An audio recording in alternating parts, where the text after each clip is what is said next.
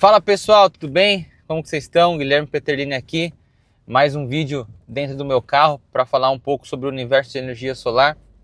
E hoje quero continuar a falar um pouco sobre possíveis soluções de problemas, resolução de problemas aí nos inversores. Já trouxe alguns vídeos aqui, por exemplo, como solucionar o caso de inversores que não ligam ou um inversor que está dando erro de isolação. Hoje eu quero falar um pouco aqui sobre o inversor que não se conecta com a rede elétrica. O inversor ele está ligando, ele não aparenta nenhum erro, só que ele não consegue sincronizar e começar a subir potência. Ele fica ali reiniciando, ou ele fica às vezes em espera, stand-by, depende muito do fabricante, né? O nome do alerta aí do erro que ele vai mostrar. Basicamente, um inversor fotovoltaico, né, um inversor on-grid, ele tem algumas características peculiares que o difere de inversores convencionais. Uma das características é essa possibilidade dele sincronizar com a rede elétrica, não só sincronizar, mas também injetar corrente, né, na rede elétrica. Isso é uma característica dos inversores fotovoltaicos. Se você colocar um inversor convencional para fazer essa tarefa, ele não vai conseguir. Isso também, né, essa característica que eu estou falando, é dos inversores on-grid, ou dos híbridos também, né? Os híbridos também têm ali a entrada para a rede elétrica. E o inversor, ele vem configurado de fábrica de acordo com as normas aplicadas no local. Ou seja, ele tem um limite de frequência que ele vai trabalhar, um limite de tensão. E esse é o primeiro passo que nós temos que verificar quando o inversor não consegue sincronizar com a rede elétrica. Porque muitas vezes a rede elétrica ela não tem boa qualidade. Aqui no Brasil é uma característica até comum, né? A rede elétrica não ter boa qualidade. Ou a tensão está muito alta, ou a frequência está um pouquinho fora. E o inversor, por ter de fábrica uma configuração de range de aplicação, se tiver fora dessa faixa que está configurada no inversor, o inversor ele não vai trabalhar. Ele vai ficar em espera, ou ele vai ficar em algum erro. Então ele vai apresentar alguma mensagem, ele não vai trabalhar, ele não vai sincronizar com a rede apropriadamente, de forma apropriada, e começar a injetar corrente. Então, o primeiro passo é fazer as medições da rede elétrica, é verificar se a rede elétrica está ok, e se ela não estiver ok, se a gente consegue ajustar isso no inversor. Cada inversor você consegue ajustar o limite de tensão e o limite de frequência. Dá para a gente ampliar essa faixa de operação. Muitos inversores eles vêm de fábrica com uma faixa bem curta, bem rigoroso. E aí, aqui no Brasil a gente sabe o padrão brasileiro é mais complicado. A rede elétrica aqui ela oscila muito. Tem locais afastados, por exemplo, áreas rurais ou fim de linha, né, lugares longe aí da subestação, onde a tensão ela aumenta bastante. Tem lugares ali que a tensão padrão é 250 volts, por exemplo. E o inversor, ele vem de fábrica com 242, que é 10% a mais de 220. Então, o inversor ele vem configurado de fábrica com 242 volts, como limite máximo de trabalho. Então, se a tensão do local já é 250, lascou. Né? O inversor ele não vai operar mesmo. Então, a gente tem que pegar e ampliar a faixa de operação do inversor e falar, ó, inversor, agora seu limite máximo é 260, 270, alguma coisa assim.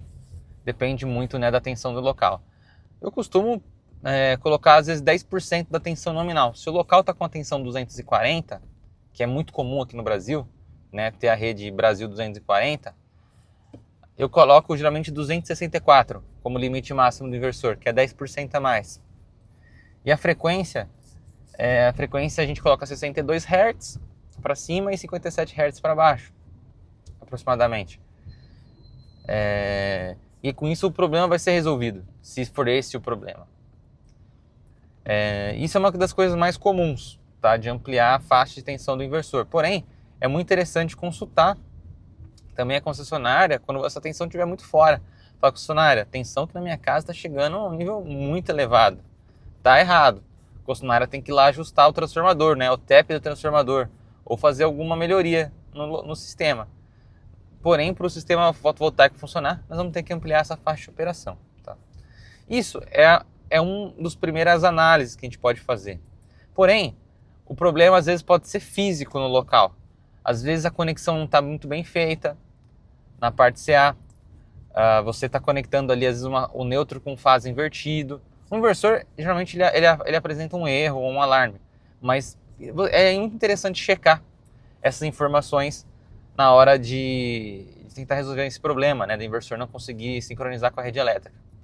Porque pensa, né, que a rede elétrica é como se fosse um carrossel girando bem rápido, numa certa frequência, e você tem que sincronizar com esse carrossel, pular dentro desse carrossel que está girando, você tem que entrar dentro dele com ele girando, e se ele estiver girando meio torto, você vai ter muita dificuldade de sincronizar com ele. Então, a rede elétrica brasileira ela é um pouco torta. E o inversor ele tem que ampliar aí sua faixa de operação para poder sincronizar, mas pode ser que às vezes as suas conexões não estão corretas. E isso pode estar causando um problema. Então verifique sempre como está a conexão CA, se não tem nada às vezes invertido, nada mal apertado, porque tudo isso pode influenciar, inclusive pode gerar até outros problemas depois mais graves, como um aquecimento, um derretimento de borne, alguma coisa do gênero. Um teste que também é muito interessante fazer, às vezes, é tirar a caixa de proteção CA só para fazer um teste. Claro, né, a gente não pode ficar sem a caixa de proteção CA no sistema, mas para fazer um teste ali de 10, 15 minutos não tem nenhum problema. Por que eu falo isso? Muitas vezes o inversor não está conseguindo sincronizar com a rede elétrica porque os itens que estão entre eles, entre o inversor e a rede elétrica, estão causando algum problema, estão com algum defeito, que às vezes não é aparente, algum defeito que não está muito claro, que geram algum distúrbio ali, que atrapalham esse sincronismo. Então já pegamos problemas, por exemplo, do disjuntor que está com defeito, já pegamos problemas, o DPS também está causando ali uma certa interferência. Então é interessante remover a caixa CA só por alguns minutos e conectar novamente e ver se o inversor consegue sincronizar com a rede. Então isso é um teste bastante viável e que resolve alguns cenários e vale a pena. E vale a pena fazer esse teste de remoção. Essa é uma possibilidade de um fator externo. E se mesmo assim as conexões estiverem bem feitas, não tiver nenhum problema com a caixa CA e também as faixas de operações do inversor já foi ampliada através das configurações dentro do equipamento, pode ser às vezes uma questão de firmware.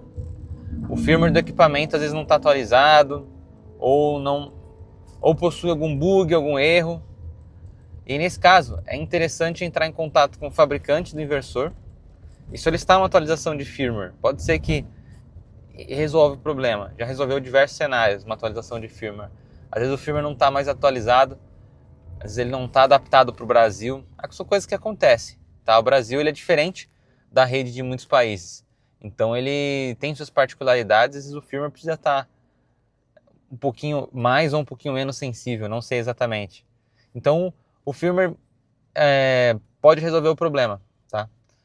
Aí por último, claro, se mesmo ampliando a faixa de operação, verificando as conexões, verificando a parte CA, né, trocando ali ou tirando, né, a caixa de proteção CA, mexendo no firmware, tudo dando certo, é muito provável que tenha algum problema ali no equipamento, algum componente, alguma coisa ali dentro dele não está deixando ele sincronizar com a rede, está atrapalhando. Às vezes o relé está grudado, algum componente ali danificou, algum sensor de sincronismo. Então, provavelmente vai ter que trocar o equipamento. Tem um último teste que eu sempre recomendo fazer, se for viável, se for possível, que às vezes é levar esse equipamento numa outra instalação que está funcionando. Se você pegar esse equipamento e levar numa outra instalação que está funcionando e ele funcionar, então de fato tem alguma coisa lá naquele cliente que ele não está funcionando. Esse teste, apesar dele dar trabalho, ele é interessante porque às vezes evita que o problema continue. Porque se você abrir um processo de garantia e o fabricante substituir o equipamento, se for de fato algum problema lá na rede do cliente ou na instalação do cliente, alguma coisa relacionada ao terra, né, que está gerando alguma coisa residual, ou alguma fuga, alguma coisa ali no sistema, mesmo trocando o equipamento, o problema vai persistir e a dor de cabeça pode até aumentar, né, a desconfiança do cliente. Então, se você tem essa possibilidade de levar o equipamento numa outra instalação, eu acho que isso vai ser super válido, só para fazer a validação final. Isso serve para qualquer erro, tá? Qualquer erro que você tenha ali no equipamento, se você puder levar em outra instalação, ou se tiver uma instalação na sua loja, alguma coisa assim, seria um checkmate para ter certeza que de fato tem algum problema no produto. Porque você já tinha um sistema funcionando ali. E você coloca esse inversor que está problemático em outra instalação. E ele também não funcionar nessa instalação, aí significa de fato que tem um problema nele.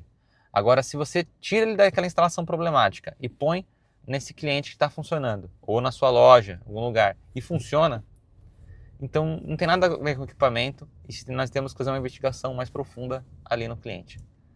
Beleza? Então é isso. Espero que tenham gostado. Aqui há algumas dicas aí de análise. Muitas dessas análises aqui servem para outros erros, só que o inversor não sincronizar com a rede é uma situação até que comum, né? De feita essa rede elétrica maluca aqui do Brasil. Beleza? É isso, vamos nos falando. Até mais, forte abraço!